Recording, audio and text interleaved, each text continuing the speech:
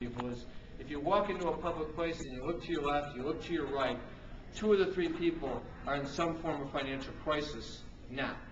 Now you can define it broadly. I'll define it broadly enough to include those people that are having a hard time struggling to make their mortgage payment and pay their bills.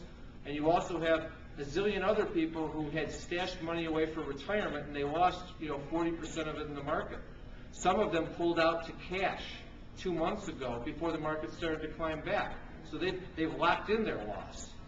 Others stayed in and rode it. Who knows?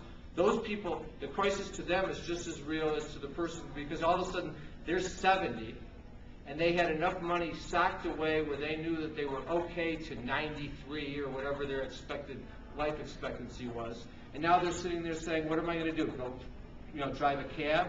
Go find another job? Go buy a business? Because they know they don't have enough money socked away anymore to cover their retirement. So they view it, so they're in a financial crisis as well. So my advice to them is basically, get over it, is what you have to do. You're going to be angry, depressed, some of them feel isolated, guilty, and then you come to the, let's move on, it is what it is, and it's not your fault. And I also say, if it is your fault, it doesn't matter. It is what it is. Going to your question, Fred, sure.